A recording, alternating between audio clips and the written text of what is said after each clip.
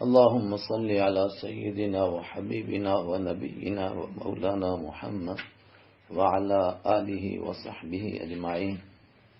اللهم صل على محمد وعلى آل محمد كما صليت على إبراهيم وعلى آل إبراهيم إنك حميد مجيد. اللهم بارك على محمد وعلى آل محمد كما باركت على إبراهيم وعلى آل إبراهيم إنك حميد مجيد. الحمد لله وحده والصلاة والسلام على من لا نبي بعده. أعوذ بالله من الشيطان الرجيم. بسم الله الرحمن الرحيم. الحمد لله رب العالمين الرحمن الرحيم مالك يوم الدين إياك نعبد وإياك نستعين.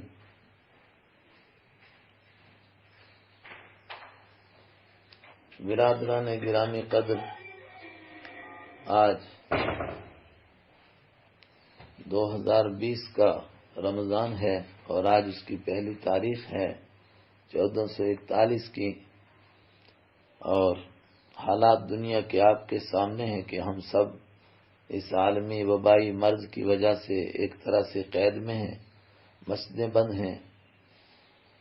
اس سے پہلے رمضان المبارک میں آپ حضرات درس سنتے تھے، مسجد میں ایک بڑا مجمع سامنے ہوتا تھا، تو پھر قرآن پاک کا ترجمہ، اس کے مضامین ان کی برکت سے کھلتے تھے۔ آج بند کمرے میں بیٹھے ہیں اور سامنے دیواریں ہیں۔ آپ دعا کیجیے اللہ تعالیٰ کچھ کہنے کی توفیق عطا فرمائے اور ہم سب کے لیے قرآن پاک سمجھنا آسان فرمائے۔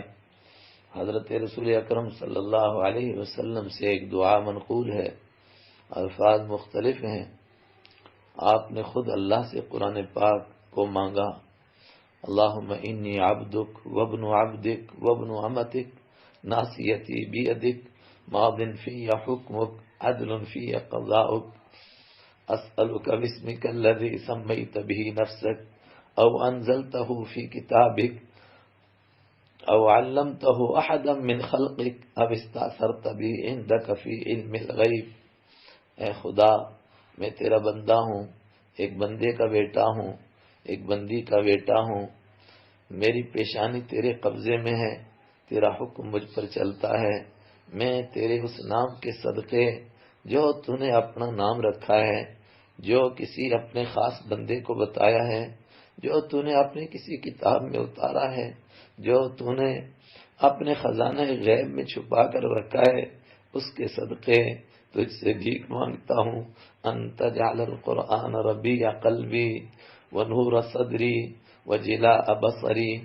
یہ دعا ہم بھی مانگ لیں جمع کے ساتھ، انت جعل القرآن ربیع قلوبنا ونور صدورنا وجلاء ابصارنا وذهاب همومنا وغمومنا وشفاء امراضنا۔ اللهم علمنا منه ما جهلنا وذكرنا منه ما نسينا وارزقنا تلاوته آناء الليل وآناء النهار واجعله لنا حجة یا رب العالمین۔ اے خدا، تو قرآن کو ہمارے سینوں کی بہار بنا دے، ہمارے دلوں کی رونق بنا دے، ہماری آنکھوں کی ٹھنڈک بنا، ہمارے سینے کا نور بنا، اور تو اپنے کرم سے اس قرآن کو ہمارے غموں، ہماری پریشانیوں کے جانے کا اور ہماری بیماریوں سے شفا ملنے کا ذریعہ بنا دے۔ اے خدا، جو ہم اس میں سے بھول گئے وہ یاد دلا دے، جو ہمیں سمجھ میں نہیں آیا وہ ہمارے دل میں ڈال دے، اور تو رات کی گھڑیوں میں اور دن کے لمحوں میں اس کی تلاوت نصیب فرما۔ میں نے دعا کرنے کے بجائے اسی دعا کا ترجمہ کر دیا، شاید اس کی برکت سے اللہ تعالی ہمارے لیے بھی اپنی کتاب کے دریچے کھول دے۔ اس سے پہلے تفسیر سے پہلے ایک مقدمہ عرض کرتا تھا، اس بار نہیں محسوس ہوتا ہے اس کی کوئی ضرورت ہے، براہ راست ترجمہ شروع کریں گے۔ اور اس سے پہلے 2011 سے لے کر الحمدللہ 2019 تک کی تفسیریں جو ریکارڈ ہیں آپ لوگوں کے پاس موجود ہوں گی۔ اللہ کے کرم سے جو بھی اللہ نے کہلوایا اس میں کوشش کرتے تھے کہ زیادہ تر تفسیر کی بات بڑی تفصیل کے ساتھ ہوتی تھی۔ اس میں میرا مدعا دوسرا ہے کہ لفظی ترجمہ سمجھ میں آئے، اس لیے میری گزارش ہے جتنے حضرات اب سن رہے ہیں یا جتنے حضرات واٹس ایپ کے ذریعے سے جب پہنچے گا تب سنیں گے، قرآن پاک سامنے رکھیں اور کاغذ اور قلم بھی ہاتھ میں لیں اور کوشش کریں کہ اہم الفاظ کے معنی لکھیں، اہم الفاظ کے معنی لکھتے جائیں تو یاد کرنے کی ترجمہ کوشش کریں، انشاءاللہ اللہ اپنے کرم سے آسان کرے گا اور سمجھ میں آ جائے گا۔ بسم اللہ الرحمن الرحیم، الحمدللہ رب العالمین۔ ہر شخص کتاب سے پہلے کتاب کا ایک تعارف لکھتا ہے، اس کو دیباچہ کہتے ہیں، مقدمہ کہتے ہیں۔ اللہ نے بھی اپنی کتاب سے پہلے اس کا مقدمہ اور اس کا دیباچہ اتارا۔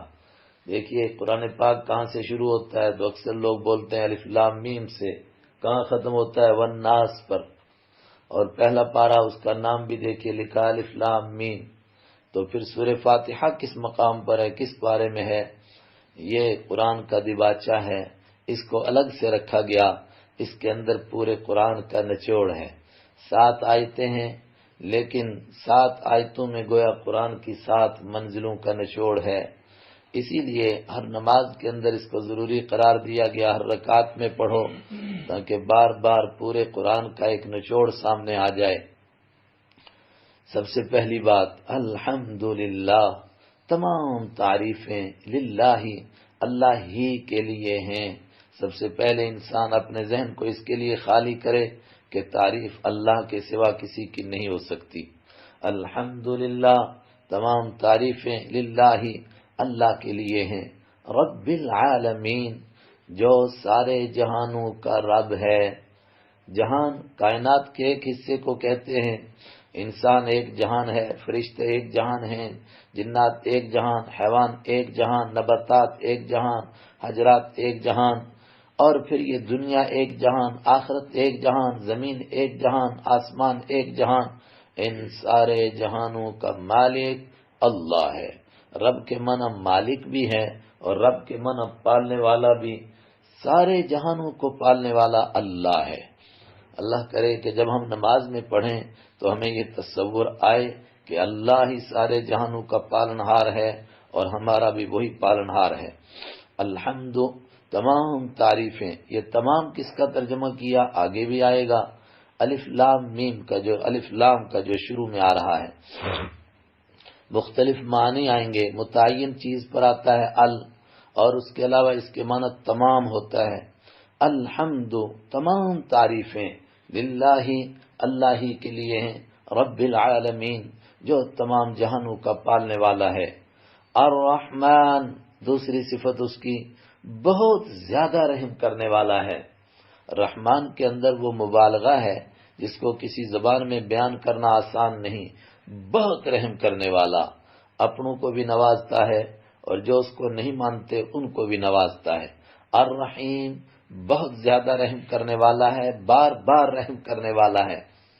رحمان کا مفہوم کہ سب کو نوازتا ہے اور رحیم کا مفہوم بار بار نوازتا ہے، دنیا میں بھی نوازے گا، آخرت میں بھی نوازے گا، لیکن بہت زیادہ رحم یہ دنیا میں کس پر ہوگا؟ سب پر ہوگا، ماننے والوں پر بھی، نہ ماننے والوں پر، سب پر اس کا کرم ہوگا۔ اسی لیے عربی کا محاورہ بن گیا رحمان الدنیا و رحیم الآخرہ، دنیا کے اعتبار سے اللہ رحمان ہے، بہت زیادہ دینے والا ہے۔ ابراہیم علیہ السلام کی دعا انشاءاللہ آج ہی آئے گی، انہوں نے دعا کی اے پروردگار جو تجھے مانے ان کو رزق عطا فرما، لیکن اللہ نے فرمایا ومن کفر، جو نہیں مانیں گے کفر کریں گے ان کو بھی عطا کروں گا۔ یہ ہے رحمان کا مفہوم، بہت دیتا ہے، فرعون کو دیتا ہے، نمرود کو بھی دیتا ہے، جب تک ان کو زندگی دی تب تک ان کو دے رہا ہے سب کو۔ رحیم، بہت مہربان ہے، بار بار رحم کر رہا ہے، لیکن رحیم الآخرہ، آخرت میں جو اس کی مہربانی ہے وہ اپنوں پر ہوگی، ظالموں کو نہیں نوازا جائے گا، ان کو چونکہ وہ فیصلے کا دن ہے ان کے لیے سزا کا فیصلہ ہوگا۔ اسی طرف ذہن کو منتقل کیا مالک یوم الدین، مالک ہے وہ یوم الدین، فیصلے کا دن کا، انصاف کے دن کا مالک ہے۔ ایاک نعبد، ہم اسی کی عبادت کرتے ہیں. ایاک نعبد، جب یہ صفات انسان کے سامنے آتی ہیں تو گویا تصور میں اللہ اس کے سامنے آ جاتا ہے. ہماری تفسیروں میں بڑی مضبوط تفسیر ہے قاضی بیضاوی کی، بیضاوی شریف کے نام سے. انہوں نے یہاں ایک سوال کیا کہ یہاں تک انسان کہتا ہے اس اللہ کے لیے تعریف جو جہانوں کا پالنے والا ہے، جو بڑا مہربان ہے، جو بہت رحم کرنے والا ہے، مالک یوم الدین، جو فیصلے کا دن کا مالک ہے. دین کے معنی فیصلہ، دین کے معنی فیصلہ کر کے انصاف کے ساتھ فیصلہ کرنا، اس لیے دین کے معنی انصاف، انصاف کر کے پھر سزا دینا یا جزا دینا، تو دین کے معنی سزا اور جزا بھی. اسی لیے مختلف تراجم میں آپ مختلف ترجمہ دیکھتے ہوں گے. اور چونکہ یہ سب کچھ آخرت میں ہوگا تو اس لیے دین کے معنی آخرت بھی کر دیتے ہیں. وہ آخرت کا بھی مالک ہے. جب یہ صفات پڑھتا ہے انسان، سنتا ہے، تو اس کے تصور میں آتا ہے یہ سب کچھ اللہ کر رہا ہے. پھر وہ نہیں بلکہ وہ تو سامنے آ گیا. ایاک، تیری ہی نعبد، ہم عبادت کرتے ہیں. تیری ہی، یہی کس کا ترجمہ ہوا؟ ایاک، تیری ہی، نعبد، ہم عبادت کرتے ہیں. وَإِيَّاكَ، اور تجھ ہی سے، نستعین، ہم مدد مانگتے ہیں.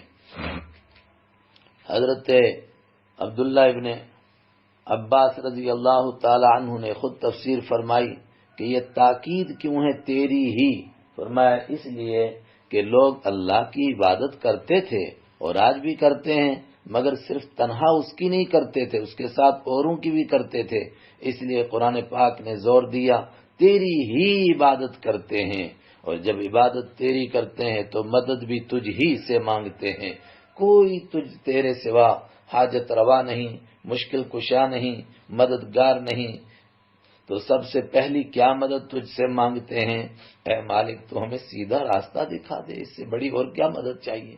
اہدی، دکھا دے تو، چلا دے تو ہم کو، چلا تو ہم کو، نہ ہم کو، الصراط المستقیم، سیدھے راستے پر.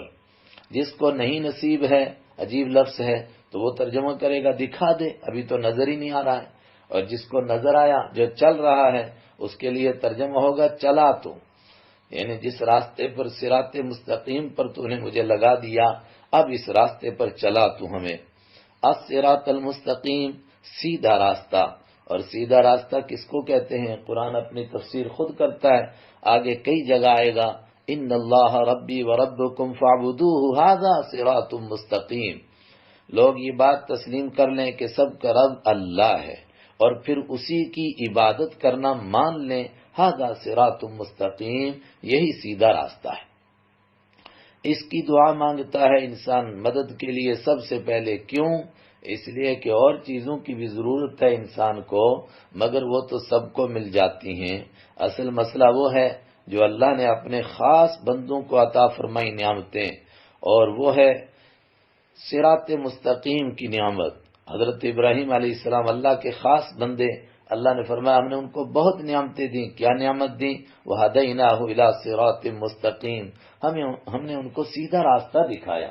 حضرت رحمت عالم صلی اللہ علیہ وسلم امام الانبیاء ہیں، فرمایا ہم نے آپ کو بہت نعمتیں دیں. خاص کیا نعمت دیں؟ اِنَّكَ عَلَىٰ صِرَاطٍ مُسْتَقِيمٍ، آپ کو صراط مستقیم عطا فرمایا. تو اے پروردگار یہ سیدھا راستہ تیرا چاہیے. دکھا تو، چلا تو ہم کو سیدھے راستے پر. کیا ہے سیدھا راستہ؟ مجھے اور آپ کو توفیق مل جائے، صرف ہم اپنے مالک کی عبادت کرتے رہیں، اس کے حکموں پر چلتے رہیں، اسی سے مدد مانگتے رہیں، اور اسی راستے میں پھر موت آ جائے. موت سے پہلے کسی موڑ پر ہم پھسل نہ جائیں. اسی راستے میں جب موت آتی ہے تو اسی کو اللہ کے حبیب صلی اللہ علیہ وسلم کے صحابہ فرماتے فزت ورب الکعبہ، کعبہ کے رب کی قسم آج کامیاب ہو گیا کہ جس راستے پر لگا تھا اسی پر موت آ گئی. صراط الذین، سیدھا راستہ. اب یہاں خود اس کی تعریف فرما رہے ہیں کس کا ہے، کون ہے سیدھا راستہ؟ صراط الذین، ان لوگوں کا راستہ.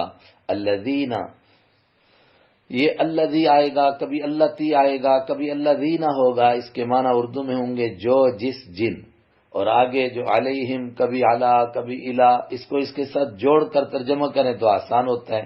علیہم کے معنی ان پر، لیکن الذی کی وجہ سے اس کو جوڑ لو تو الذین علیہم جن پر انعمت تو نے انعام فرمایا، ان کا راستہ چاہیے. غیر المغضوب علیہم جن پر غضب نازل کیا گیا ان کا نہیں، غیر کے معنی علاوہ سوا، المغضوب علیہم غضب کیا گیا ہے، علیہم جن پر غضب کیا گیا ہے ان کا راستہ نہیں. کون جن پر غضب کیا گیا ہے؟ بہت ہیں، قوم عاد ہے، قوم سمود ہے، جن کے نام قرآن پاک نے لیے ہیں. اور خاص طور سے کہا جاتا ہے کہ یہودیوں پر اللہ کی لعنت ہوئی اس لیے کہ انہوں نے جان بوجھ کر کے صراط مستقیم چھوڑا. ان کے راستے پر ہم کو چلنے سے بچا، ان کا راستہ نہیں جو تیرے انعام یافتہ لوگوں کا راستہ ہے اس راستے پر چلا. وَلَضَّالِّينَ اور ان کے راستے پر بھی چلانے سے بچا. الضالین جو پھسلنے والے ہیں، جو بھٹکنے والے ہیں، جو راستے چلتے چلتے گمراہ ہونے والے ہیں. یہ کون لوگ ہیں؟ کہا گیا کہ وہ طبقہ انسانوں کا جو چلنا چاہتا تھا سیدھے راستے پر لیکن اپنی مرضی سے سیدھا راستہ تلاش کرتا رہا اور پھر اس سیدھے راستے کی دھن میں وہ راستے سے پھسل گیا اور کوئی کدھر کو نکلا اور کوئی کدھر کو چلا گیا. وہ سب پھسلنے والے ہیں، ان کے راستے پر چلنے سے بچا. اور کہا جاتا ہے کہ اس طبقے میں جن کو ہم مثال کے طور پر پیش کر سکے کون ہیں پھسلنے والے؟ کا عیسائی پھسلنے والے ہیں. انہوں نے رہبانیت کو اختیار کیا اور یہ سوچ کر اختیار کیا کہ ہم سیدھے راستے پر چل رہے ہیں، لیکن وہ سیدھے راستے پر نہیں چل رہے تھے، وہ پھسل گئے. یہاں تک کہ جنگلوں میں رہنے لگے اور وہ رہبانیت جو ان کے دین کی پہچان تھی کسی وقت میں وہی ان کے لیے تباہی کا ذریعہ بنی. اس راستے سے ان کے ہاں جتنی بے دینی آئی اتنی بے دینی کسی اور راستے سے نہیں آئی. اے خدا تو ہمیں ان لوگوں کے راستے پر چلنے سے بھی بچا. جن پر غضب نازل ہوا ان کا بھی نہیں، جو براستے سے بھٹک گئے ان کا بھی نہیں. پھر کن کا راستہ؟ جن پر تیرا انعام ہوا، نیک لوگوں کا راستہ. یہ نیک لوگ کون ہیں؟ آگے سورہ نساء میں آئے گا. من النبیین والصدیقین والشہداء والصالحین، یہ چار لوگ نبیوں کا راستہ، صدیقوں کا راستہ، شہیدوں کا راستہ، نیک لوگوں کا راستہ. اس راستے پر تو ہم کو چلا اور اسی پر چلنے کی توفیق عطا فرما. اور جب یہ کوئی پڑھے تو پھر وہ خود بھی کہے اور سننے والا بھی کہے آمین. اے پروردگار اس دعا کو قبول فرما. آپ یہ دعا بھی اس کے ساتھ کریں کہ اللہ تعالیٰ اس قرآن کو، کتاب کو سمجھنے میں بھی ہم کو سیدھے راستے پر چلائے. جو اللہ کی مراد ہو ہم وہی سمجھیں، جو اللہ کے حبیب صلی اللہ علیہ وسلم نے بیان فرمایا ہم وہی سمجھیں، اپنی طرف سے کہیں پھسل نہ جائیں. بسم اللہ الرحمن الرحیم. سورہ بقرہ شروع ہوتی ہے. سورہ بقرہ جس طرح کہ آپ کو معلوم ہے قرآن پاک کی سب سے لمبی سورت ہے، اس لیے اس میں بہت پھیلے ہوئے مضامین ہیں اور کہا جا سکتا ہے کہ دین اسلام کو پوری تفصیل کے ساتھ اس سورت میں بیان کر دیا گیا ہے. شاید ہی کوئی حکم بچ گیا ہو جو اس سورت سے باہر رہا. لیکن موٹے طور پر سورت کے مضامین کی تقسیم آپ کر سکتے ہیں دو حصوں میں. لیس البر جہاں سے دوسرے پارے کا پاؤ ربو شروع ہوتا ہے وہاں تک ایک مضمون ہے، وہاں سے آگے دوسرا مضمون ہے. وہاں تک کیا مضمون ہے؟ ایمان والوں کی سوچ کیسی ہونی چاہیے، عقیدہ کیسا ہونا چاہیے، وہاں تک اس کو بیان کیا گیا. لیس البر سے لے کر کے سورت کے ختم تک احکام دیے گئے کہ ایمان والوں کے اعمال کیسے ہونے چاہیے، ان کا بیان ہے. لیکن جو یہ پہلا حصہ ہے اس میں بڑی تفصیل کے ساتھ یہود کا تذکرہ ہوگا. مقصود کیا ہے کہ یہ ہیں ان کے پھسلنے کے راستے، یہاں سے وہ پھسلے تھے، تم ان جگہوں پر پھسلنے سے بچنا. ان کے اس طرح سوچ بنی تھی، یا ان کے عقیدے تھے، یا ان کے اعمال تھے، ایسے کام کرنے سے تم بچنا. کیونکہ ہم سے پہلے جن کو اصحاب علم کہا جاتا تھا، کتاب والے کہا جاتا تھا، ان میں پہلا طبقہ یہودیوں کا تھا.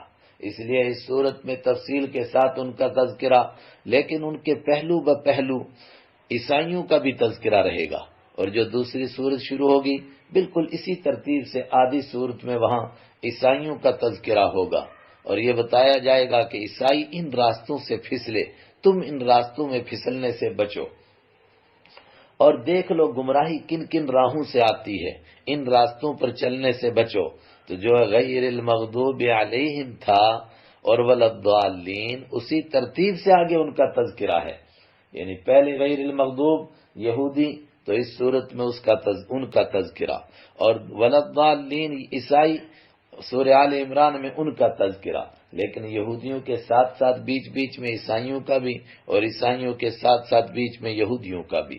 قرآن پاک کسی قوم کی کتاب نہیں ہے، کسی خاص طبقے کی، سب کی کتاب ہے، تو یہودیوں کو بھی جھنجھوڑا جائے گا اس میں کہ ان راہوں سے تم بھٹک گئے ہو، اب توبہ کرو، باز آ جاؤ۔ ترتیب بہت عجیب ہے۔ شروع صورت میں قرآن پاک کا تعارف کرایا جا رہا ہے، اور بتایا جائے گا کہ یہ کتاب ہدایت ہے، ہدایت کن کو ملتی ہے ان کا تعارف کرایا جائے گا، اس کے بعد پھر بتایا جائے گا کن کن کو ہدایت نہیں ملتی ہے، ان کا تفصیلی تذکرہ ہے۔ بسم اللہ الرحمن الرحیم، الف لام میم، حروف مقطعات ہیں، یہاں پر ان کے معنی سمجھ لیں تو بار بار دہرائیں گے نہیں۔ اکابر سے 3 معنی ان کے 5 معنی تقریباً مشہور ہیں، اور ان کو 3 میں بھی سمیٹا جا سکتا ہے۔ ایک تو یہ کہ اللہ ہی ان کی مراد جانتا ہے، ہماری مشہور تفسیر جلالین اس نے بھی اسی معنی کو لیا، اللہ اعلم بمرادہ بذلک، لیکن جب اللہ ہی جانتا ہے تو نازل کس لیے کیا؟ کہا یہ بھی امتحان ہے کہ جن کو بندے سمجھتے ہیں ان کو بھی مانتے ہیں، اور جن کو نہیں سمجھتے ان کو بھی مانتے ہیں۔ اور قرآن پاک سمجھ کر پڑھنے میں بھی ثواب ہے، لیکن بے سمجھے آدمی پڑھے تب بھی ثواب ہے، جس طرح الف لام میم نہیں سمجھتا مگر تب بھی پڑھنے پر ثواب ضرور ہے۔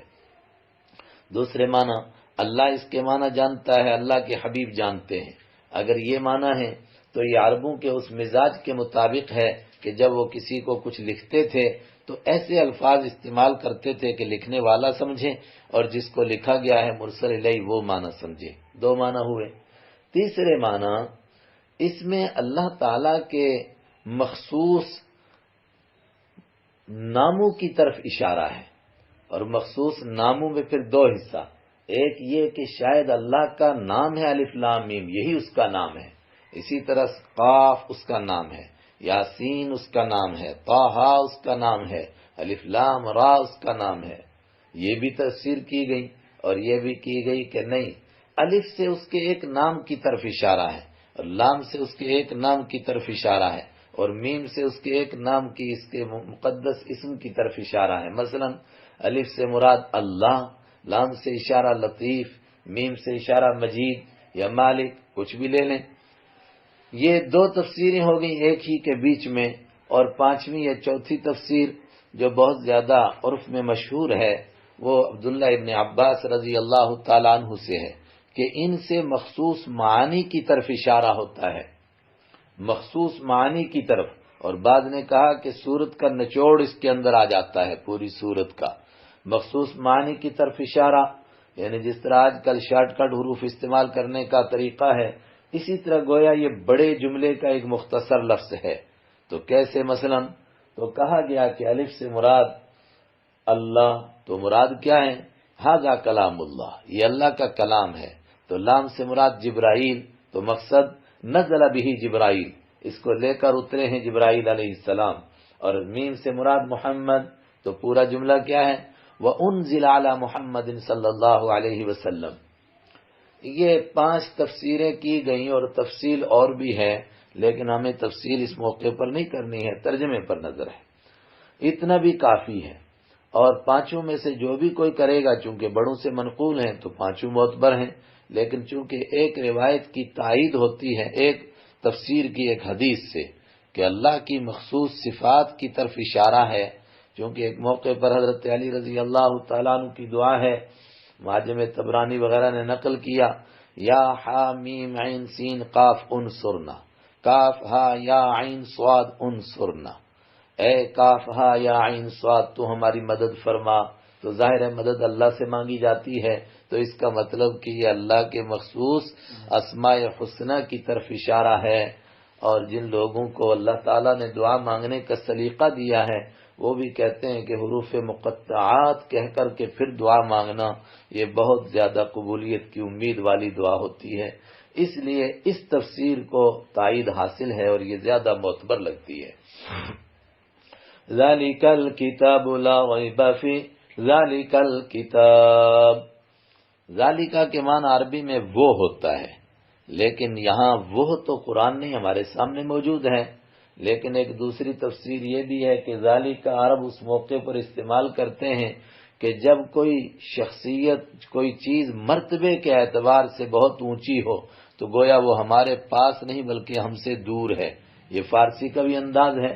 حضرت رحمت عالم صلی اللہ علیہ وسلم کو حضرت کہتے ہیں، اردو والے اسی کا ترجمہ آپ کرتے ہیں حاضر سے، حضرت، وہ حضرت۔ تو ذالکہ کا معنی کوئی بلند چیز، اور اشارہ ہوتا ہے کہ یہ وہ بلند پایا کتاب ہے، تو آپ یوں ترجمہ کر سکتے ہیں ذالک الکتاب، یہ وہ کتاب ہے، عظیم الشان کتاب، لا ریب فیہ، جس میں کوئی شک نہیں۔ عرب کے لوگ شک تو کر رہے تھے، کہا وہ عقل کے اندھے ہیں، لیکن حقیقت میں جب انسان غور کرے گا اس میں کوئی شک نہیں۔ باقی جتنی کتابیں ہیں وہ صرف شک کے دروازے کھولتی ہیں اور اشکالات چھوڑ کر چلی جاتی ہیں، اشکال کا حل نہیں بتاتی۔ قرآن پاک واحد کتاب ہے جو اشکال نہیں پیش کرتا ہے بلکہ حل پیش کرتا ہے، اس میں کوئی شک نہیں۔ شک کی بات کیا ہے؟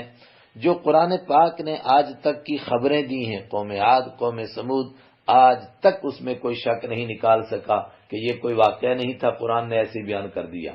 آئندہ کے لیے جو باتیں قرآن پاک نے بیان کی اس میں کوئی شک نہیں، بلکہ جو پیشن گوئیاں کی تھی اس میں کوئی شک نہیں، اور انسانوں نے دیکھا کہ وہ اسی طرح پوری ہوئیں۔ مکہ میں کہا گیا سیہزم الجمع ویولون الدبر، ان قریب یہ سارے ہاریں گے۔ مکہ میں کہا گیا تھا لاغلبن انا ورسلی حقا علینا نصر المؤمنین، لیکن اس کو پورا ہوتا ہوا لوگوں نے دیکھا، نہ پیشن گوئیوں میں شک، نہ خبروں میں شک، جو آئندہ کے لیے بیان کیا گیا نہ اس میں کوئی شک۔ لا ریب فیہ، اس میں کوئی شک نہیں۔ ھدی للمتقین، ھدن زبردست ہدایت ہے۔ یہ زبردست کس کا ترجمہ ہے؟ عربی گرامر جاننے والے سمجھ جائیں گے کہ ھدن مصدر ہے، تو ہونا چاہیے تھا ہادن، یہ زبردست ہدایت دینے والی ہے، مگر کس کو راستہ دکھائے گی، کس کو راستے پر چلائے گی؟ للمتقین، پرہیزگاروں کو، جس کا مطلب یہ ہے کہ جو چلنا چاہے اس کو چلائے گی، اور جو نہ چلنا چاہے تو قرآن پاک اس کو سناتا رہو، کوئی ہدایت نہیں ملے گی۔ کون ہیں متقی لوگ جو ہدایت پر چلنا چاہتے ہیں؟ الذین یؤمنون بالغیب، اب یہ صفات بیان ہو رہی، 6 صفتیں ہیں۔ الذین، جو لوگ، یؤمنون، ایمان لاتے ہیں، بالغیبی، غیب پر، یعنی ان حقیقتوں پر جن کو وہ دیکھتے تو نہیں ہیں لیکن اللہ نے بیان کی ہیں اس لیے ان کو مانتے ہیں۔ جنت کو، جہنم کو، محشر کو، کرسی کو، عرش کو نہیں دیکھا لیکن اللہ نے بیان کیا اس لیے مانتے ہیں۔ دوسری صفت وَيُقِيمُونَ الصَّلَاةَ، وَيُقِيمُونَ، اور وہ قائم کرتے ہیں، الصلاۃ، نماز کو، یعنی کہ پڑھتے ہیں بلکہ قائم کرتے ہیں۔ قائم کا مطلب اکابر نے بیان کیا، ادوہا بحقوقہا، نماز کو اس طرح پڑھتے ہیں جس طرح پڑھنی چاہیے، اس کی پوری سنت اور مستحبات کی رعایت کرتے ہیں۔ تیسری صفت وَمِمَّا رَزَقْنَاهُمْ يُنْفِقُونَ، وَمِمَّا، اور اس میں سے، ما، جو، دیکھیے ماں کے بہت معنی آئیں گے لیکن ایک بہت زیادہ جو بار بار آئے گا وہ معنی جو، مما، اور من کے معنی سے، اور اس میں سے جو، رزقنا، ہم نے روزی دی، ہم، ان کو، ينفقون، وہ اس میں سے خرچ کرتے ہیں۔ 3 صفتیں ہو گئی۔ چوتھی والذین یؤمنون بما انزل الیک، اور وہ لوگ جو ایمان لاتے ہیں، بما، اس چیز پر، انزل، جو نازل کی گئی، الیک، آپ کی جانب، اے رحمت عالم صلی اللہ علیہ وسلم، آپ کی جانب جو کچھ نازل کیا گیا جو اس پر ایمان لاتے ہیں۔ یہ چوتھی صفت، یعنی آپ پر قرآن اتارا گیا اس پر ایمان لاتے ہیں، اور جو کچھ آپ ارشادات فرماتے ہیں بے شک وہ تلاوت نہیں کیے جاتے قرآن پاک کی طرح، لیکن وہ بھی چونکہ اللہ کی طرف سے ہی دیے ہوئے احکام ہیں ان کو بھی مانتے ہیں۔ وما انزل من قبلک، اور جو ایمان لاتے ہیں ما اس چیز پر، انزلہ جو اتاری گئی، من قبلک آپ سے پہلے تورات اور انجیل اتری ان کو مانتے، وبالآخرۃ هم یوقنون، اور آخرت پر ہی وہ یقین کرتے ہیں۔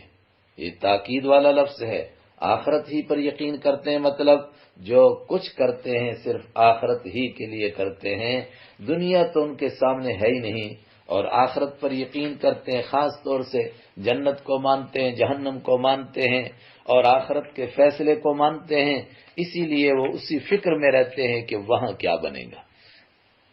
یہ وہ طبقہ ہے جن کو قرآن سے ہدایت نصیب ہوگی۔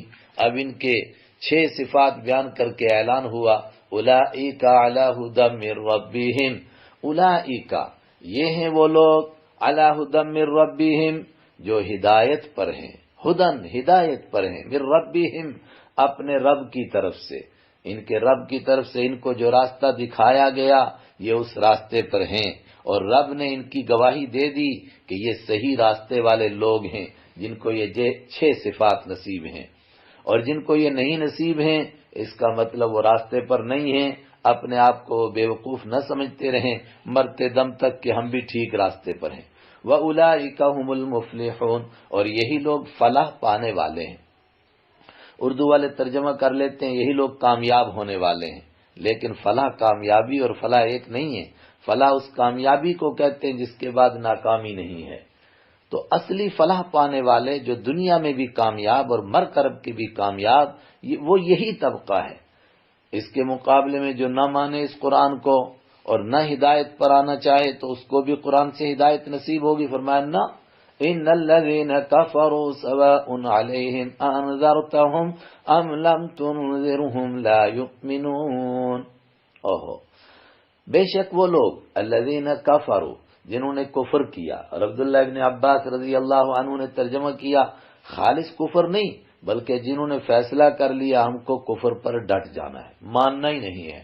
جب یہ فیصلہ کر لے کوئی تو پھر اس کو قرآن سے بھی کوئی فائدہ نہیں ہوگا۔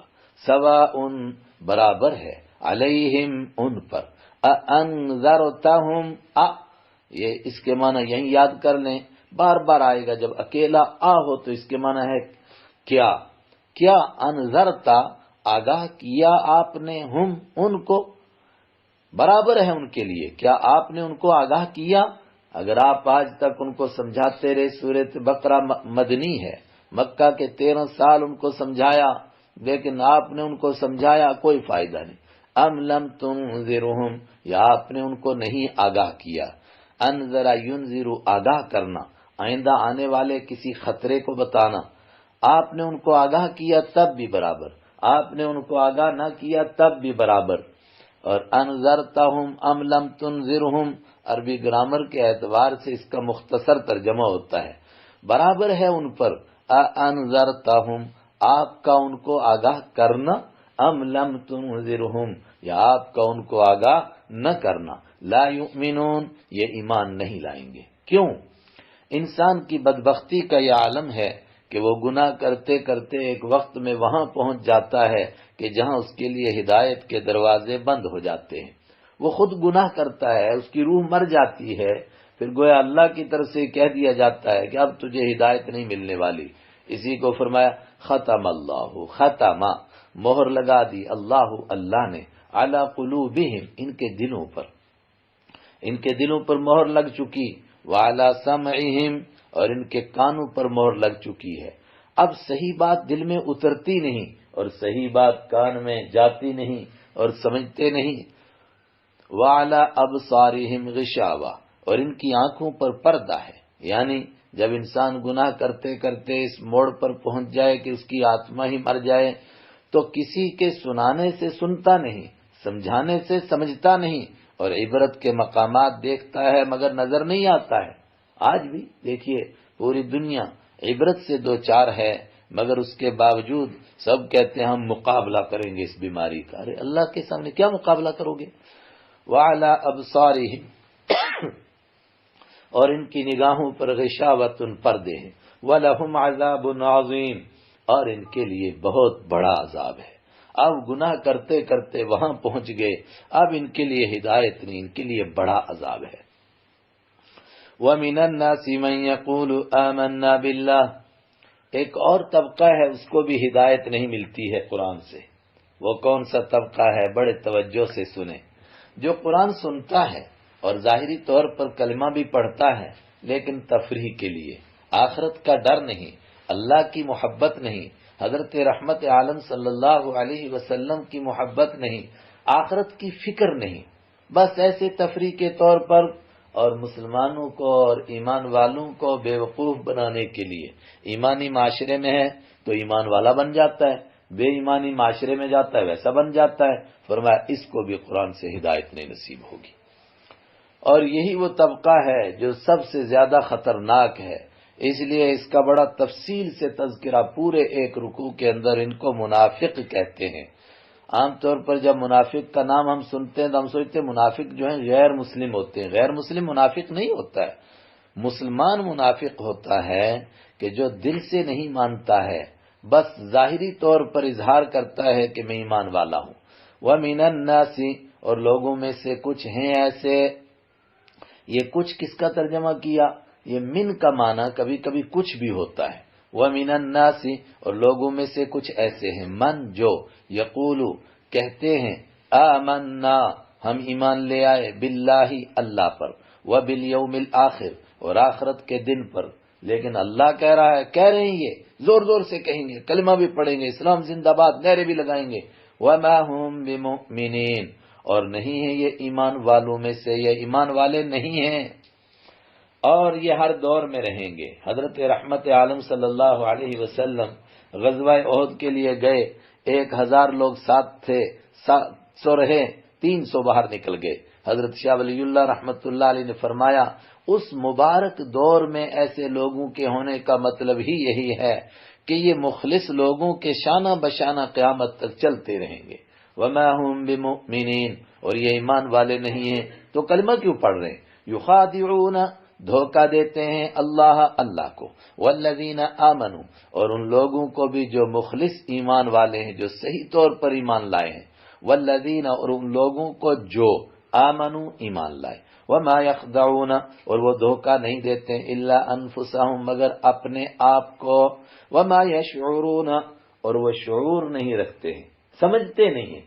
آج بھی بہت سارے لوگ کہتے رہتے ہیں میں بیوقوف بناتا ہوں ماں باپ کو، بیوقوف بنا کے پیسے لے لیتا ہوں، چوری سے لے لیتا ہوں، میں اپنے استاد کو بھی بیوقوف بنا دیتا ہوں۔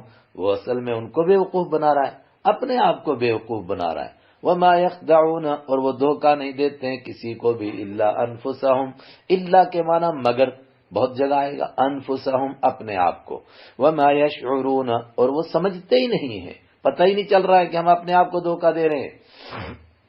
ایسا کیوں کرتے ہیں؟ فی قلوبہم مرض، ان کے دلوں میں مرض، بیماری ہے، فزاد، تو بڑھا دیا ہم ان کو اللہ نے مرضاً، بیماری کے اعتبار سے، وَلَهُمْ عَذَابٌ علیم، اور ان کے لیے دردناک عذاب ہے، بما كانوا يكذبون، ان کے جھوٹ بولنے کی وجہ سے، ایمان کا جھوٹا دعویٰ کرنے کی وجہ سے جھوٹ بول رہے ہیں کہ ہم اللہ کو مانتے ہیں۔ اگر مانتے ہیں تو اس کے حکموں کو کیوں نہیں مانتے ہیں؟ ایک آدمی کلمہ پڑھتا ہے، کہتا ہے میں مسلمان ہوں، مگر نماز نہیں پڑھتا ہوں۔ اللہ کے حبیب صلی اللہ علیہ وسلم نے فرمایا جو ایک نماز چھوڑے وہ کافر ہو جاتا ہے، تو یہ کیسا مسلمان ہے؟ اللہ کے حبیب نے فرمایا مومن کچھ بھی ہو سکتا ہے مگر جھوٹا نہیں ہو سکتا ہے۔ جھوٹ بھی بول رہا ہے اور کہتا ہے میں مسلمان ہوں، ایمان کا دعویٰ کر رہا ہے، نہ نماز پڑھ رہا ہے، نہ روزہ رکھ رہا ہے، نہ زکوٰۃ دے رہا ہے، نہ حج کر رہا ہے، نہ جھوٹ کو چھوڑتا ہے، نہ غیبت کو، نہ چغلی کو، نہ حسد کو، نہ کینہ کو، نہ بغض کو، اور کہہ رہا ہے کہ میں مسلمان ہوں۔ فرمایا بما کانوا یکذبون، ان کے لیے دردناک عذاب ہے ان کے جھوٹ بولنے کی وجہ سے۔ ایسے لوگ کیا سوچتے ہیں؟ اپنے آپ کو بڑا عقل مند، بڑا دانشور، دوسروں کو بیوقوف۔ وَإِذَا قِيلَ، اور اذا جب قیلا کہا جاتا ہے، لہم ایسے لوگوں سے، لا تفسدوا فی الارض، مت فساد کرو، فی الارض زمین میں۔ زمین میں کیا فساد کر رہے ہیں یہ؟ کہ ایمان والوں کے ساتھ ایمان والے بے ایمانوں کے ساتھ ویسے ہی بن گئے، یہ بہت بڑا فساد ہے۔ تو آگے جواب کیا دیتے ہیں؟ قالو، وہ کہتے ہیں، انما بے شک، نحن ہم، مصلحون، اصلاح کرنے والے ہیں، ہم تو صلح صفائی کرتے ہیں، لوگوں کو جوڑ رہے ہیں کہ کٹر پنتھی مت بنو، سب کے ساتھ برابر رہو۔ فرمایا اسی کا نام فساد ہے۔ الا سنو، انہم، الا بہت جگہ یہ لفظ آئے گا، اس کے معنی آگاہ ہو جاؤ، سن لو، انہم بے شک یہ لوگ، ان جہاں بھی آئے اس کے معنی ایک ہی ہے، بے شک، ہم یہی لوگ، المفسدون فساد کرنے والے ہیں، ولکن لا یشعرون لیکن سمجھتے نہیں ہیں، وہ سمجھ رہے ہیں کہ ہم صلح کا کام کر رہے ہیں، ہم لوگوں کو جوڑ رہے ہیں، لیکن حقیقت میں یہی فساد پھیلانے والے ہیں۔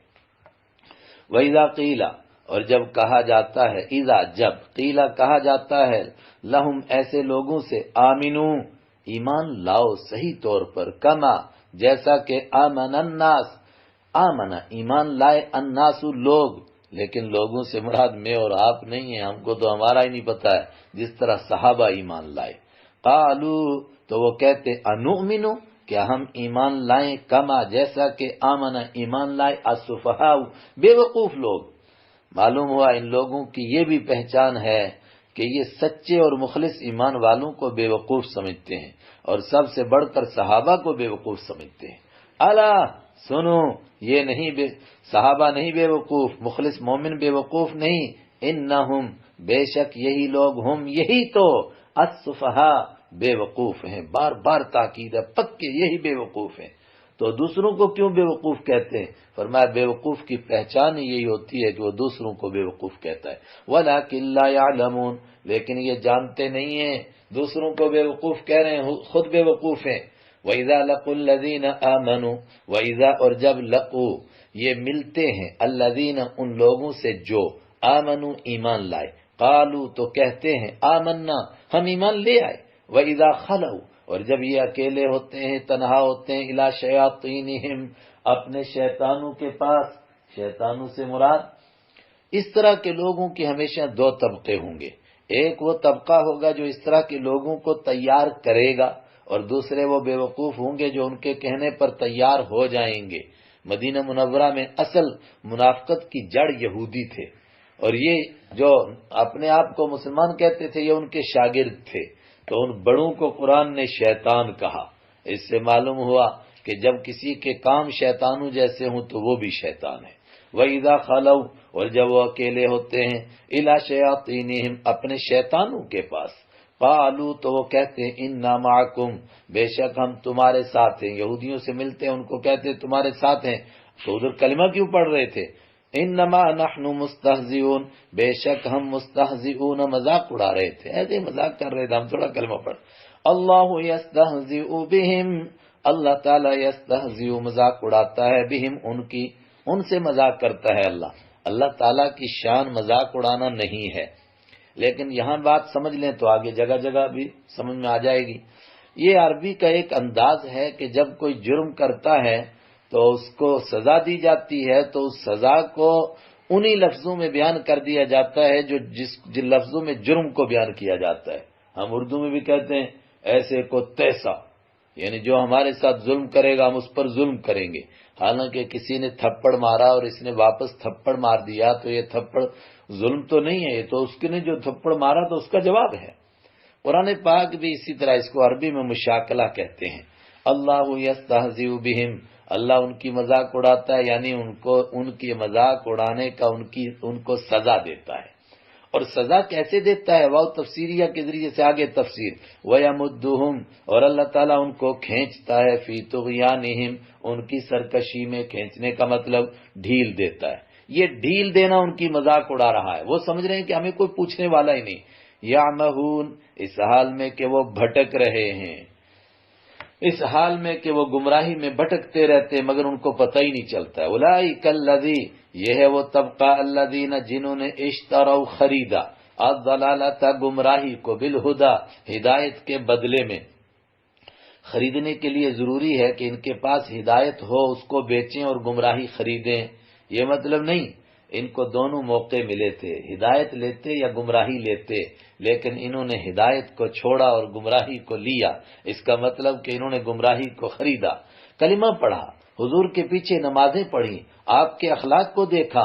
آپ صلی اللہ علیہ وسلم کے منکر لوگ صرف تب تک تھے جب تک آپ کی حقیقت ان کے سامنے نہیں آئی تھی۔ دیکھیے ابو جہل کو نہیں سمجھ میں آیا کہ آپ کس اخلاق کس کردار کے انسان ہیں، دشمن رہا۔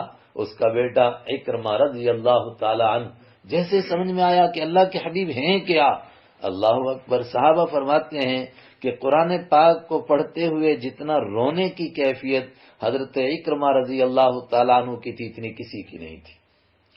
تو وہ تو سمجھے نہیں تھے، اور منافق سمجھتے ہیں، اندر آتے ہیں، اس کا مطلب کہ ہدایت کے پاس پہنچ گئے تھے مگر ہدایت کو بیچ ڈالا، گمراہی کو لے لیا۔ کیا عجیب بزنس کی، فما ربحت تجارتہم، فما ربحت تو نہیں فائدہ دیا، تجارتہم ان کی تجارت نے، تجارت کوئی چیز نہیں ہے جو فائدہ دے، مطلب ان کی تجارت سے ان کو فائدہ نہیں ہوا، وما كانوا مهتدين، اور یہ نہیں ہیں ہدایت پانے والے۔ مثلهم كمثل الذي استوقد نارا، مثلهم ان کا حال کمثل اس آدمی کی طرح ہے، الذي جس نے استوقد نارا جلائی ہو آگ۔ مطلب یہ منافق کیسے ہیں، اس طرح اندھیری رات تھی پھر ایک روشنی ہوئی اور روشنی کی وجہ سے علاقہ روشن ہو گیا۔ مثلهم ان کا حال کمثل اس آدمی کی طرح ہے۔ پڑھے لکھے لوگ سمجھتے ہیں کہ جب کا اور مثل دونوں آ جائیں تو ایک ان میں سے زائد ہوتا ہے، لیکن عربی محاورے میں آتے ہیں دونوں، تو اب ان کی مثال کی طرح ترجمہ نہیں کریں گے۔ کا مثل اس آدمی کی طرح ہے، الذی جس نے استوقد جلائی، نارن آگ، آگ جلی، روشنی ہوئی، چراغ جلا، فلما اضاءت تو جب روشن کر دیا اس آگ نے، ما حولہ اپنے ارد گرد کو، ذہب اللہ لے گیا اللہ بنورہم ان کی روشنی کو، علاقہ روشن ہوا، خود ان کو روشنی ملی اور انہوں نے صحیح راستے کو دیکھ لیا، لیکن ہائے بدقسمتی جب روشنی ہو گئی اس کے بعد روشنی چلی گئی۔ یہ منافقوں کی مثال ہے کہ آئے دین سمجھا مگر پھر واپس، وَتَرَكَهُمْ اور چھوڑ دیا اللہ نے ان کو، فی ظلمات اندھیریوں میں۔ دیکھیے قرآن پاک ہر جگہ اندھیری جمع لاتا ہے اور نور کو واحد لاتا ہے، روشنی ایک ہے اللہ کا دین، اس کے سوا جتنی ہے وہ سب کی سب اندھیریاں، پھر اندھیری میں چھوڑ دیا۔ لا یبصرون وہ دیکھتے نہیں، تو دیکھتے نہیں تو کم سے کم کوئی دوسرا بتانے والا ہو تو اس سے سن کر مان جائیں، نہ پوچھ لیں کسی سے۔ سمن بہرے ہیں، جب بہرے ہیں تو سنیں گے کس کی، بکمن گونگے ہیں پوچھیں گے کس سے، تو چلو دیکھ ہی لیں۔ وہ عمیون اندھے ہیں دیکھ بھی نہیں سکتے ہیں، اور یہ کانوں کے بہرے اور کانوں کے اندھے نہیں اور زبان کے گونگے نہیں بلکہ عقل کے اندھے، دل کے اندھے۔ سمن بہرے ہیں اب حقیقی بات سنتے نہیں، بکمن ہدایت کی بات پوچھتے نہیں، عمیون اندھے ہیں عبرتیں دیکھتے ہیں مگر سبق حاصل نہیں کرتے۔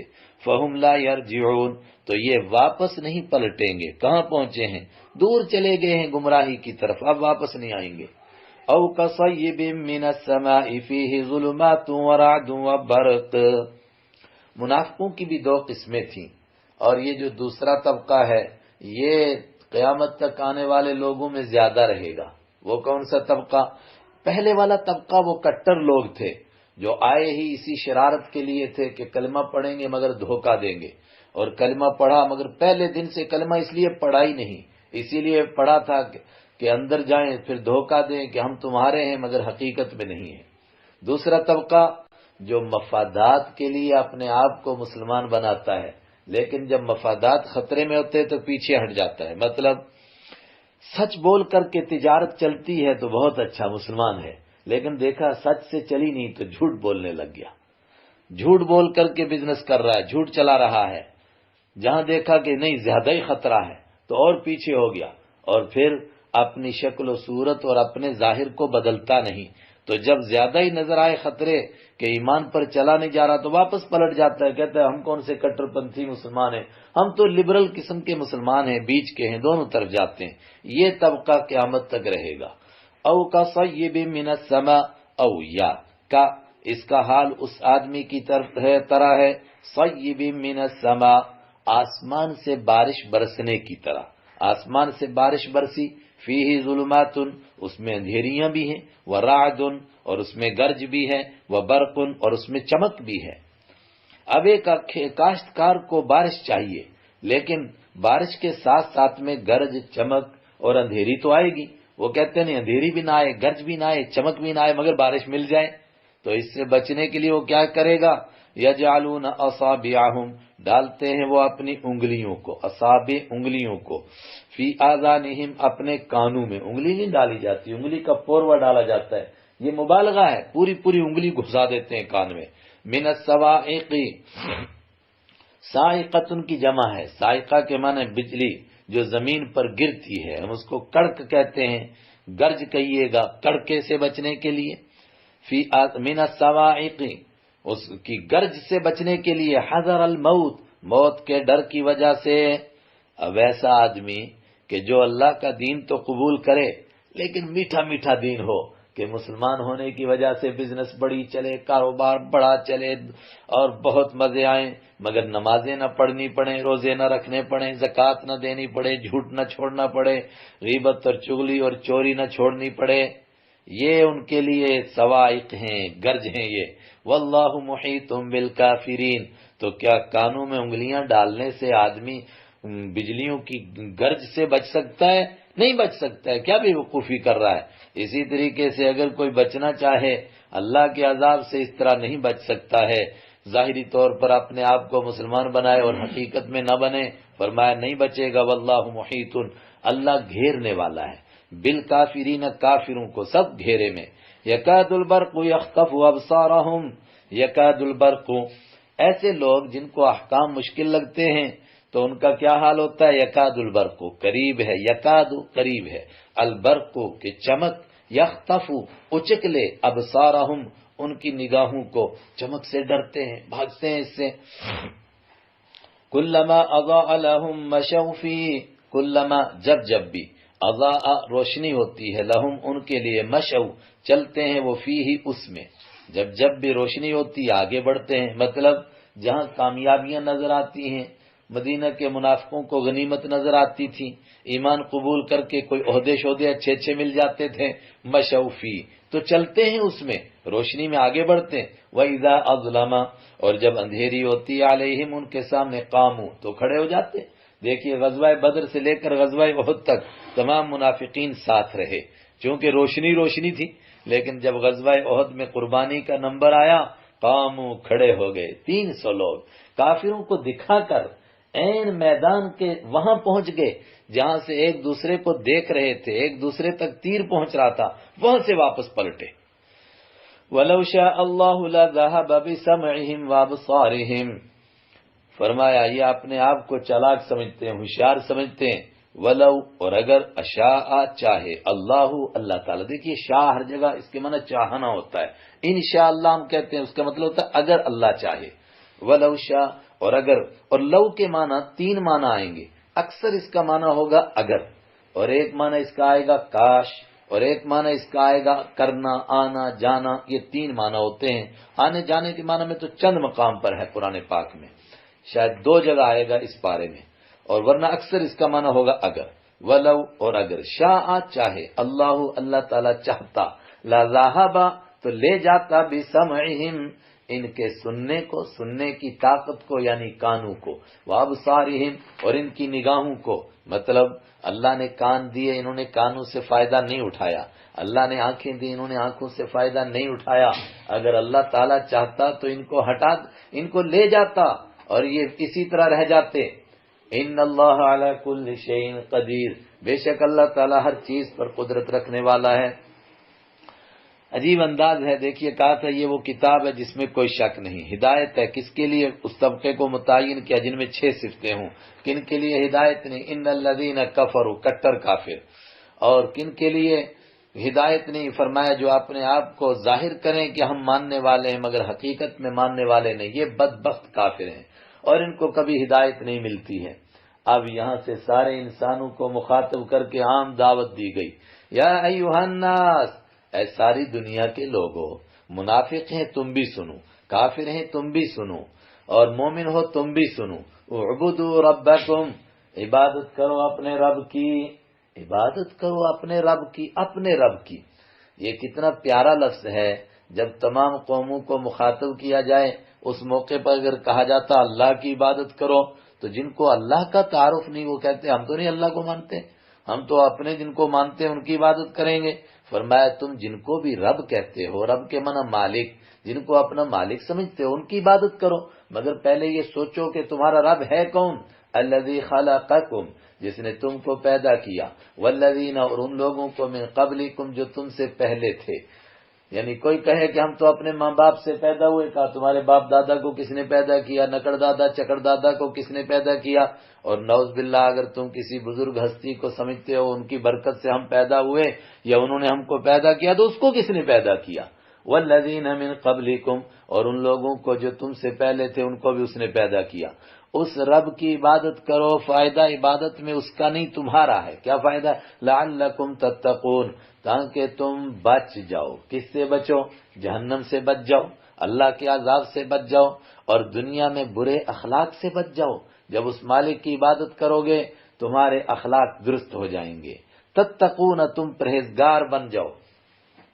کون ہے مالک؟ کون ہے رب؟ اور تعارف، الذی جعل لکم الارض، وہ جس نے بنایا، لکم جعل، بنایا۔ دیکھیے اس کے معنی کبھی پیدا کرنا ہوگا، کبھی بنانا ہوگا۔ یہ ایسا لفظ ہے عربی کا کہ موقع کے لحاظ سے اس کا معنی تھوڑا ادھر ادھر ہو سکتا ہے، لیکن عمومی معنی اس کا بنانا۔ الذی، جس نے، جعل، بنایا، لکم، تمہارے لیے، الارض، زمین کو۔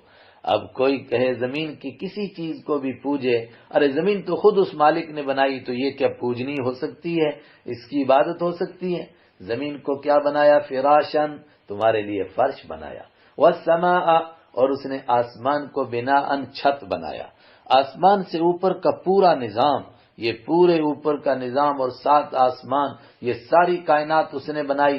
نہ آکاش میں کوئی پوجنے کے لائق ہے اور نہ زمین میں کوئی پوجنے کے لائق ہے، کوئی عبادت کے لائق نہیں، وہ تنہا ہے جس نے ان کو بنایا۔ وَأَنزَلَ مِنَ السَّمَاءِ مَاءً، کوئی کہہ سکتا تھا کہ زمین کا تو ہم پر احسان ہے، یہ غلہ اگاتی ہے، کہ غلہ زمین اگاتی ہے۔ وَأَنزَلَ، اور وہ جس نے اتارا، مِنَ السَّمَاءِ، آسمان سے۔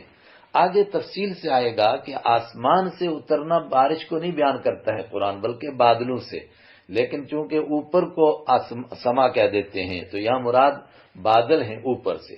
وَأَنزَلَ، اور اتارا اس نے، مِنَ السَّمَاءِ، اوپر سے، مَاءً، پانی، اس نے پانی برسایا۔ فَأَخْرَجَ، تو نکالا اس نے، بِهِ، اس پانی کے ذریعے سے، مِنَ الثَّمَرَاتِ، پھلوں میں سے، ہر قسم کے پھل۔ علماء سمجھے ثمرًا من الثمرات کلیھا، یوں ہے اس میں ہر قسم کے پھل اگائے، کس لیے؟ رزقا لکم، تمہیں روزی دینے کے لیے۔ فلا تجعلوا، تو جب تمہیں معلوم ہو گیا کہ نہ کوئی اوپر ہے اللہ کے سوا، نہ زمین میں ہے کوئی اللہ کے سوا، سب کو پیدا اس نے کیا، جب خالق وہ ہے، مالک وہ ہے، رازق وہ ہے، تو کسی کی پوجا اس کے سوا ہو سکتی ہے؟ فلا تجعلوا، تو مت بناؤ تم، للہ، اللہ کے لیے، اندادن، شریک۔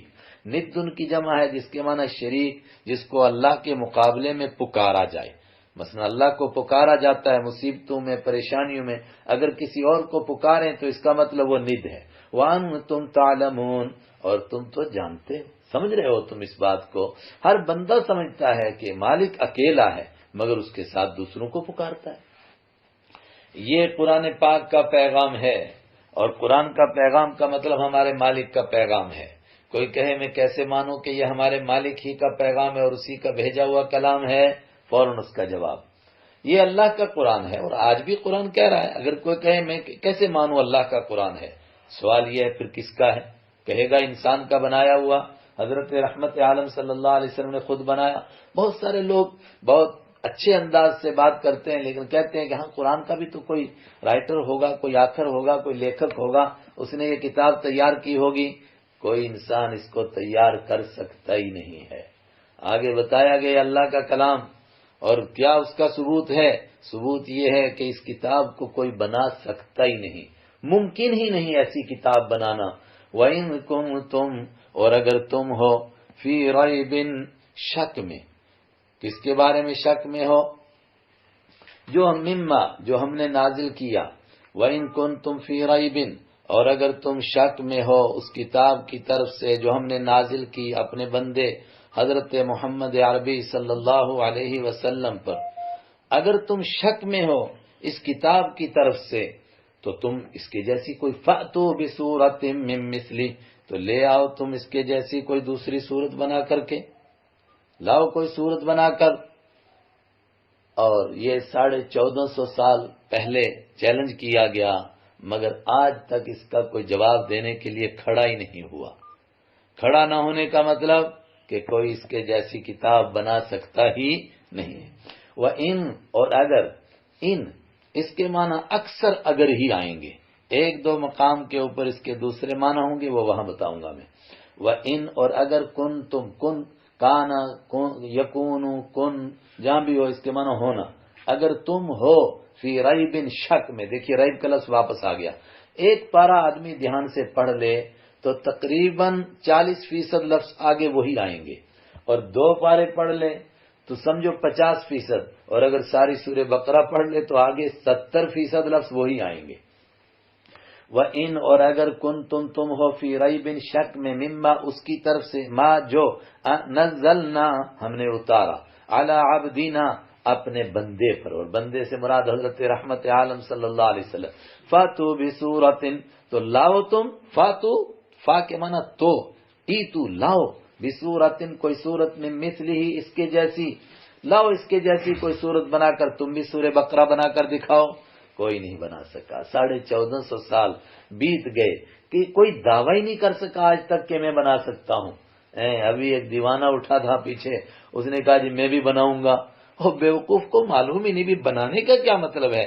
جو حقائق قرآن پاک نے بیان کیے ہیں تم بھی بیان کر کے دکھاؤ، جو فصاحت اور بلاغت قرآن پاک میں ہے وہ تم بھی دکھاؤ، اور وہ فصاحت اور بلاغت عربی متعین کرے گا، اس زبان کا ماہر متعین کرے گا کہ ہے اس میں فصاحت اور بلاغت۔ جس کو خالی 2-4 لفظ یاد ہو گئے وہ متعین کرے گا کہ میرا کلام فصیح ہے۔ کر ہی نہیں سکا کوئی دعویٰ، حالانکہ آج بھی بہت سارے لوگ ہیں جو مسلمانوں سے زیادہ عربی جانتے ہیں۔ وَادْعُوا شُهَدَاءَكُمْ، وَادْعُوا، اور بلاؤ تم، شہداءکم اپنے گواہوں کو۔ دیکھیے شاہد کی جمع یا شہید کی جمع شہداء ہے، شہداء کے معنی گواہ، لیکن یہاں گواہوں سے مراد جو تمہارا تعاون کر سکیں، جو تمہاری مدد کر سکیں، بلاؤ ان کو بھی۔ اور آگے آ رہا ہے کہ انسانوں اور جنوں اور پوری کائنات کو بلاؤ، من دون اللہ، اللہ کے سوا، ان کنتم صادقین، اگر تم سچے ہو۔ فَإِن لَمْ تَفْعَلُوا، فَإِن تو اگر، فا کے معنی تو رٹ لیجئے، تو ان اگر، لم تفعلوا تم نہ ایسا کر سکو، اگر ایسا نہیں کر سکو گے، میرے قرآن کو مانتے نہیں اور اس کے جیسا بنا بھی نہیں سکتے ہیں، وَلَن تَفْعَلُوا، اور تم ہرگز نہیں کر سکو گے، فَاتَّقُوا اللَّهَ، فَاتَّقُوا، یہ وَلَن تَفْعَلُوا بشارت دی، پیشن گوئی، تم کبھی نہیں کر سکو گے، قیامت تک اس کے جیسی کوئی صورت نہیں بنا سکتے۔ فَاتَّقُوا، تو ڈرو تم، النار، اس آگ سے، التی، جس کا، وقودها، ایندھن، الناس، انسان ہیں، والحجارۃ، پتھر ہیں، اس میں الگ سے کوئی چیز نہیں جلے گی کہ جس سے انسان جل جائے، بلکہ انسان خود آگ بنے گا، وہ جلے گا۔ اعدت للکافرین، وہ تیار کی گئی ہے منکروں کے لیے، جو انکار کر دیں، جو کہیں نہیں مانیں گے ہم اپنے مالک کو، ان کے لیے تیار کی گئی۔ اور اگر مان گئے، وبشر، اور اے میرے حبیب صلی اللہ علیہ وسلم، بشر، خوشخبری دیجئے، الذین، ان لوگوں کو، آمنوا، جو ایمان لائے، وعملوا، اور جنہوں نے عمل کیے، کام کیے، الصالحات، اچھے، ان لہم جنات، کہ ان کے لیے ایسے باغات ہیں، تجری من تحتها الانہار، جن کے نیچے نہریں بہتی ہوں گی، کلما رزقوا منہا، جب جب بھی ان کو روزی دی جائے گی، منہا، اس میں سے، من ثمرۃ، کسی پھل کی روزی دی جائے گی، رزقن، روزی دی جائے گی، کھانے کے لیے پھل دیے جائیں گے، قالوا، تو وہ کہیں گے، ھذا الذی رزقنا من قبل، یہ تو وہی پھل لگ رہا ہے، رزقنا، جو ہم کو دیا گیا تھا، من قبل، اس سے پہلے۔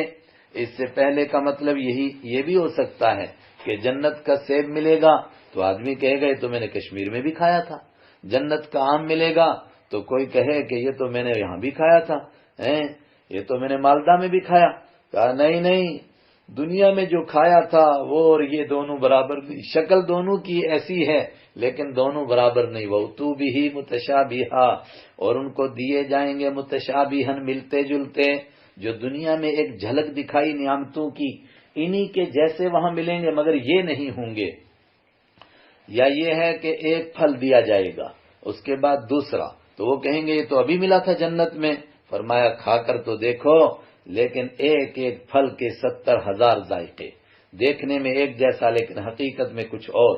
وَلَهُمْ فِيهَا أَزْوَاجٌ مُطَهَّرَةٌ، اور ان کے لیے فیہا ان جنتوں میں، ان باغوں کے اندر، ازواجن جوڑے ہیں، بیویاں ہیں، مطہرۃ پاکیزہ، اخلاق پاکیزہ، ظاہری طور پر پاکیزہ، وہم فیہا خالدون، اور وہ ہمیشہ اس میں رہیں گے. یہ ایک مضمون مکمل ہوا. شروع میں تعارف کرایا اس کتاب سے فائدہ کس کو ہوگا، پھر فرمایا کس کو نہیں ہوگا. اس کے بعد تفصیل کے ساتھ ساری دنیا کو سامنے رکھ کر کے دعوت دی گئی. یہ سچی دعوت ہے، اس کو مان لو، اس کو قبول کر لو، اور جو نہیں مانے گا اس کو کیا سزا ملے گی، جو مان جائے گا اس کو کیا انعام ملے گا. 25 آیتوں میں ایک طرح سے یہ مضمون پورا ہوا. صدق اللہ مولانا العظیم. تھوڑے سے وقفے کے بعد پھر انشاءاللہ شروع کریں گے.